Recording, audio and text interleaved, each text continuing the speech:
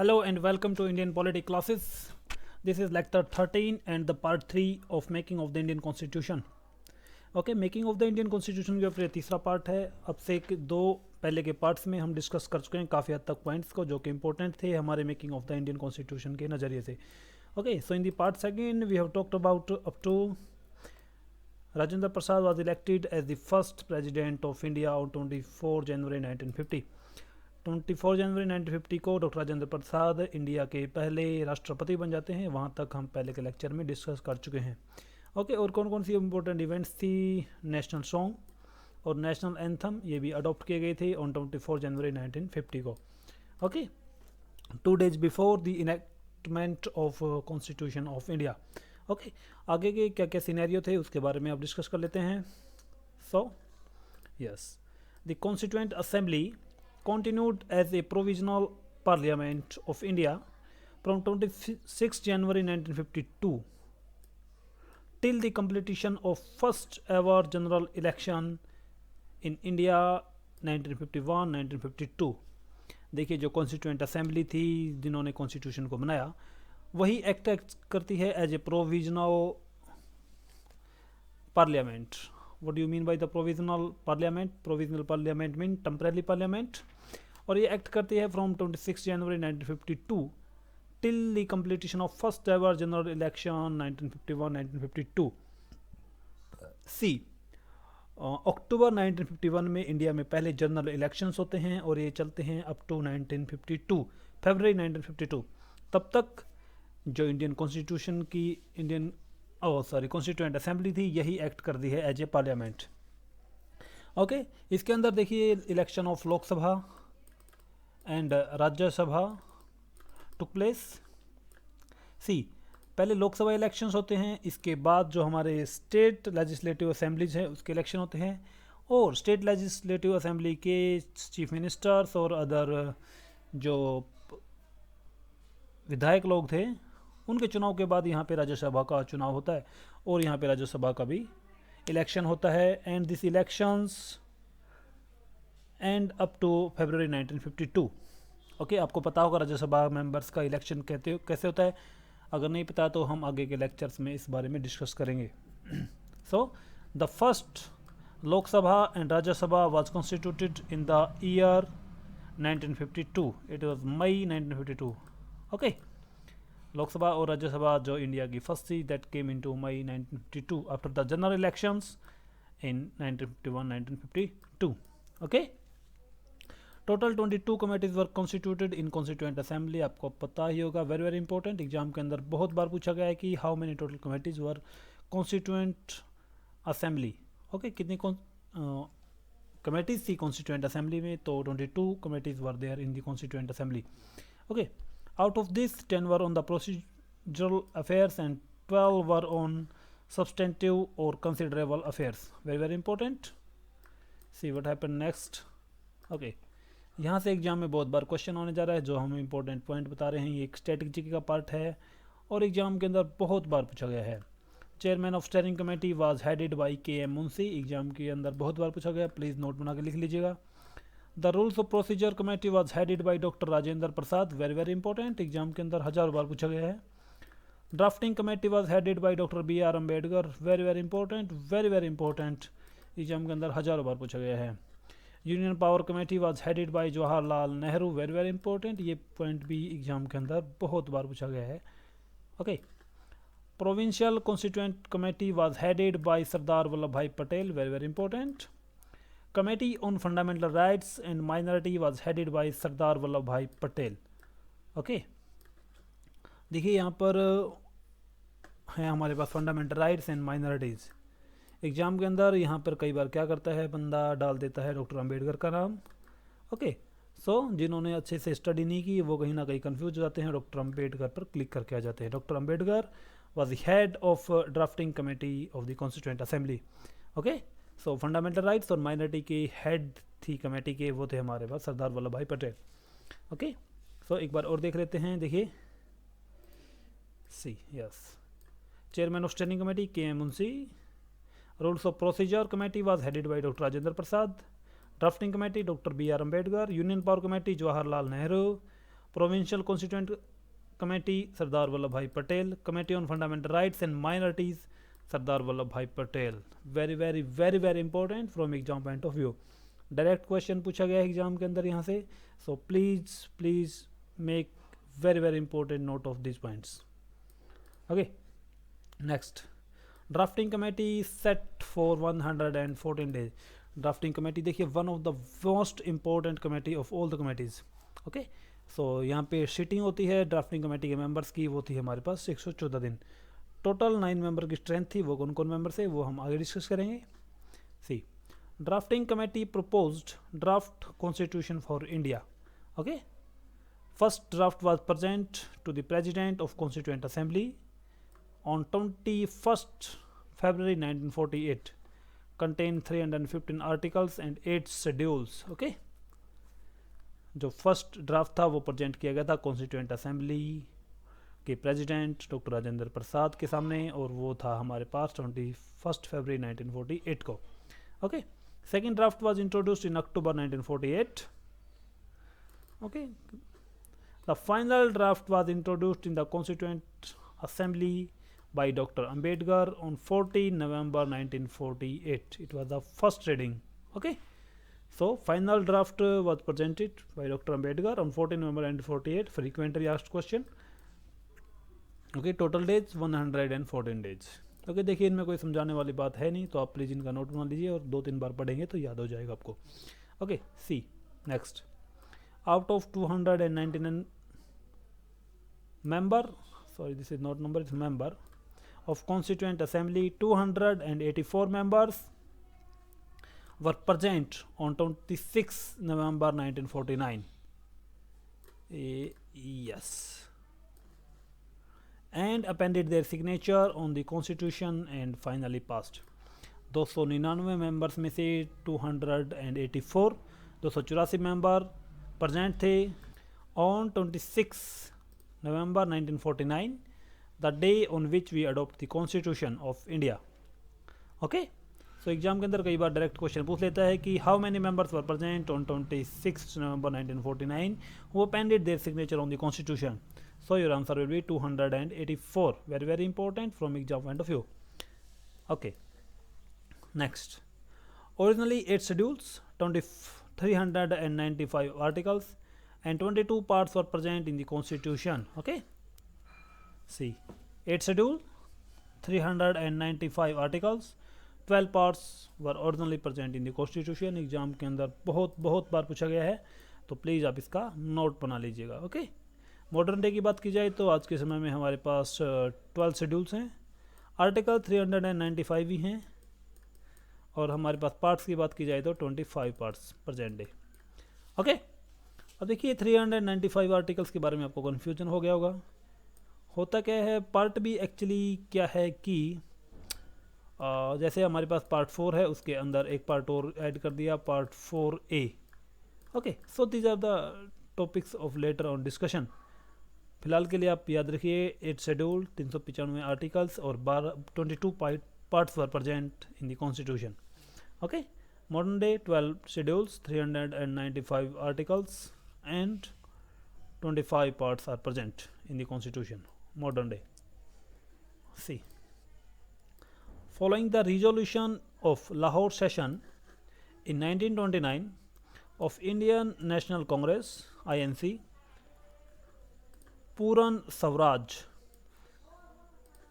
was celebrated on 26 January 1930. On this day, Jawaharlal Nehru hosted the national flag on the bank of river Ravi. Indian national Congress के 1929 के Lahore session में ये decide किया गया था कि हम 1930 तक पूर्ण स्वराज्य हासिल कर लेंगे। इसी को मद्देनजर रखते हुए 26 जनवरी 1930 को जवाहरलाल नेहरू रावी नदी के तट पर नेशनल फ्लैग को होस्ट करते हैं या तिरंगे को फहराते हैं।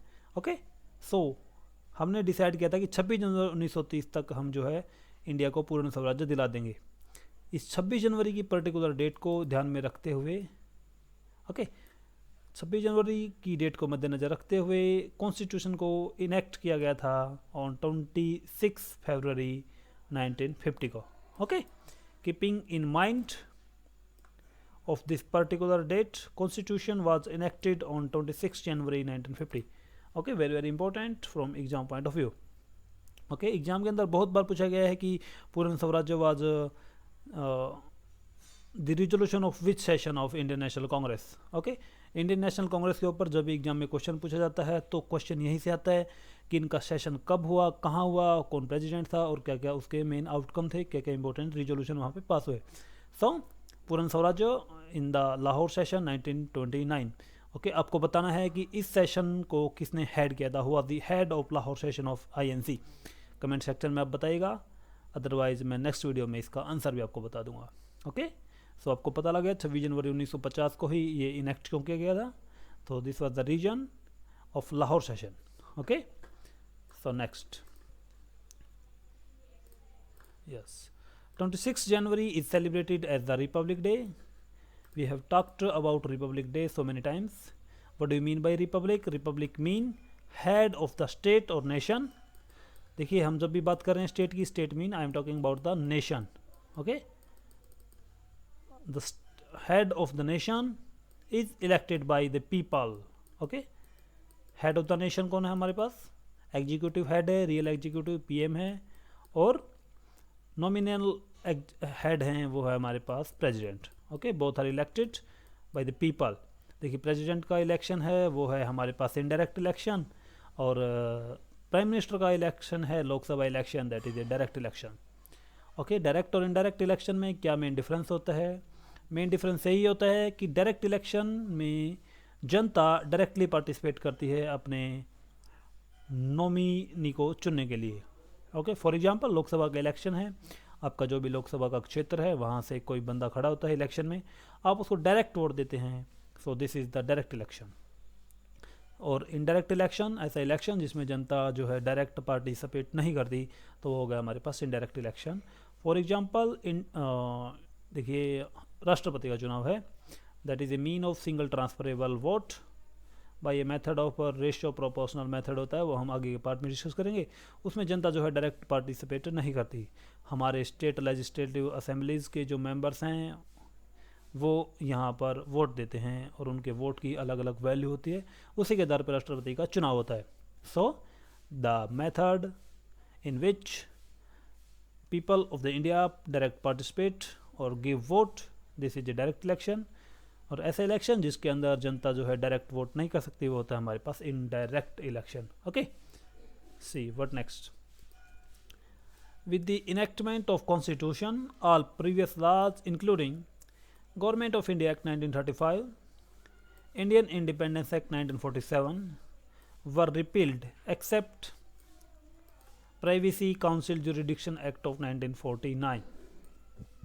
With enactment mean on 26 January 1950, all the previous laws including the Government of India Act and Indian Independence Act, these were all repealed. Repealed mean निरस्त करना या फिर उनको इनएक्टिव करना. Okay, except privacy council jurisdiction act of 1949. Okay, please make a note of it.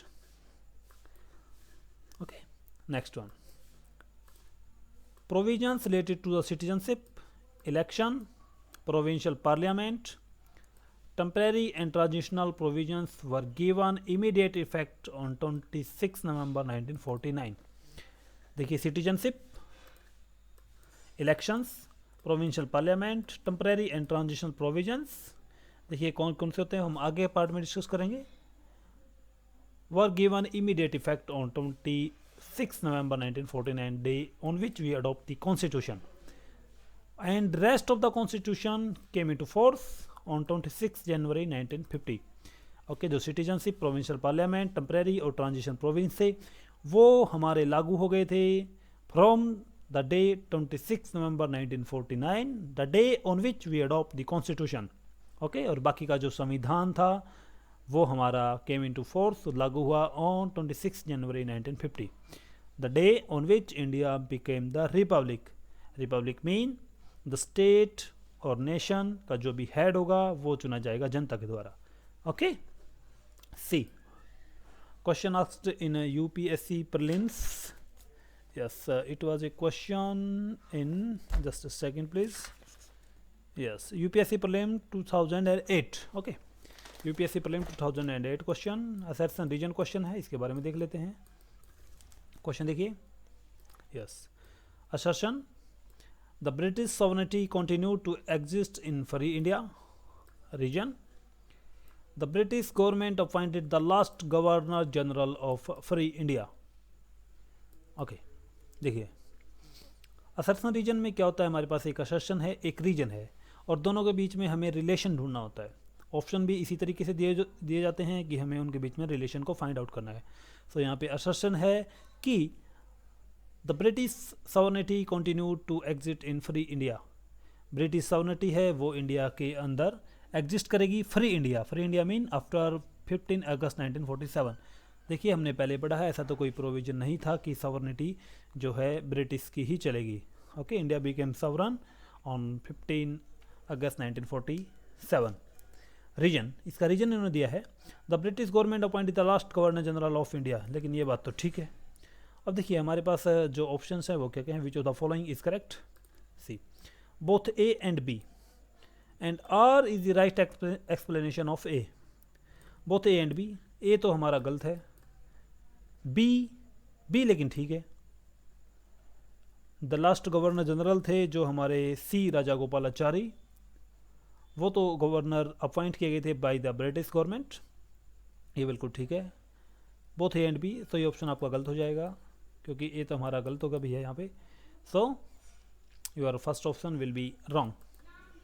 Both A and B and R is not the correct explanation of A, ये भी गलत हो जाएगा क्योंकि ए तो हमारा गलत है। ब्रिटिश सॉवरेनिटी है वो कंटिन्यू नहीं करेगी इंडिया के अंदर। India became sovereign and he can take any decision without the interference of British government और any other nation. A is true, R is false, ये गलत है, ए हमारा गलत है बिल्कुल। A is false, R is true. Okay, A false है, बिल्कुल ठीक बात है, और इज true, so your answer will be fourth. देखिए सॉवरेनिटी थी जो इंडिया की, वो इंडियन इंडिपेंडेंस एक्ट 1947 के द्वारा ब्रिटिशर्स ने दे दी थी। हम कोई भी डिसीजन ले सकते थे एट और ऑन बिहाफ। लेकिन जो लास्ट गवर्नर था सी राजा गोपालाचारी जी, वो अपॉइंट किए गए थे ब्रिटिश गवर्नमेंट के द्वारा। This is the fact which is right. So your R is true, A and false, fourth option. Okay, so next question, which of the following statement is correct? The Constituent Assembly of India was elected by the provincial assemblies. Jawaharlal Nehru, Muhammad Ali Jinnah, Sardar Patel was the member of Constituent Assembly of India. First session of Constituent Assembly was held in the 1947, January 1947. Constitution of India was adopted on 26 January 1950. Okay, correct statement पूछे इन्होंने। देखिए first option हमारे पास the constituent assembly of India was elected by the provincial assemblies. Okay, very very right, बिल्कुल सही option है। ये question है आपका UPSC prelim 2005। Okay, constituent assembly के जो मेंबर थे प्रोविंशियल असेंबलीज में इलेक्शन हुए थे, वहीं से जो है कॉन्स्टिट्यूएंट असेंबली मिली थी, बिल्कुल राइट ऑप्शन है। Second option, Jawaharlal Nehru, Mohammed Ali Jinnah, Sardar Patel were the member of constituent assembly. Jawaharlal Nehru member थे, Mohammed Ali Jinnah was not a member of constituent assembly. And Mahatma Gandhi, अगर ऑप्शन में गांधी भी दे देते हैं यहाँ पे, तो he was also not the member of constituent assembly of India. Sardar Patel भी मेंबर थे, लेकिन मोहम्मद अली जिन्ना के नाम आने के बाद ये ऑप्शन में बस गलत हो गया। Next one, first session of constituent assembly held on January 1947, absolutely wrong. The first session of constituent assembly was 9 December 1946। Okay, so ये ऑप्शन आपके पास गलत हो गया, लेकिन राइट आंसर इसका 9 दिसंबर 1946। ओके, इसी दिन पे सच्चिदानंद सिन्हा को हमने एक प्रेसिडेंट के रूप में, चेयरमैन के रूप में कॉन्स्टिट्यूएंट असेंबली के सिलेक्ट किया था। और इसके बाद जो है 2 दिन के बाद डॉक्टर राजेंद्र प्रसाद को कॉन्स्टिट्यूएंट असेंबली के चेयरमैन के रूप में भी सिलेक्ट किया था। Okay, these are the important points. Constitution of India was adopted on 26 जनवरी 1950। देखिए यहाँ से बहुत बार क्वेश्चन पूछा जा रहा है बार बार। Adopt was on 26 November 1949 and enact on 26 जनवरी 1950। 26 जनवरी 1950 को कॉन्स्टिट्यूशन को अडोप्ट नहीं, it was enact. Okay, adopt की बात की जाए तो it was on 26 November 1949। Okay, so these were all the important points that we have talked about the making of the Indian constitution. Okay, so हमने क्या क्या देखा, एक बार स्टार्टिंग से देखा जाए तो हमने सबसे पहले बात की थी महात्मा गांधी आए, यहाँ पे एक फिर मीटिंग का आयोजन किया गया, इसके बाद दिल्ली में कॉन्फ्रेंस होती है, डोमिनियन स्टेटस के बारे में बात की जाती है, बॉम्बे सेशन होता है, Motilal Nehru make a resolution of CWC to frame the constitution of India. Okay, और भी आप चाहें तो सभी स्लाइड्स को देख सकते हैं पहले के लेक्चर्स में। Okay, so these are the important things that were held in making of the Indian constitution. देखिए, मेकिंग ऑफ कॉन्स्टिट्यूशन का जो हमारा टॉपिक था वो आज हमारा समाप्त हो गया है। जो जो इम्पोर्टेंट प्रोविजंस थे वो सब के सब हमने डिस्कस किए इन सभी 3 पार्ट्स के अंदर। ओके, फिर भी अगर आपका कोई डाउट है तो प्लीज़ आप कमेंट सेक्शन में हमें बता सकते हैं। कोई इंपॉर्टेंट पॉइंट छूट गया हो तो वो भी आप कमेंट सेक्शन में बता सकते हैं। Okay, so this is the end of the video. In the next classes, we will discuss about the important personalities that play a very crucial role in making of the Indian Constitution. Okay, women's के क्या क्या role थे वो भी हम discuss करेंगे, क्योंकि वहाँ से भी कई बार एग्जाम के अंदर क्वेश्चन पूछा गया है। So this is the end of the video. Thank you very much and keep learning. सीखते रहेगा प्लीज़।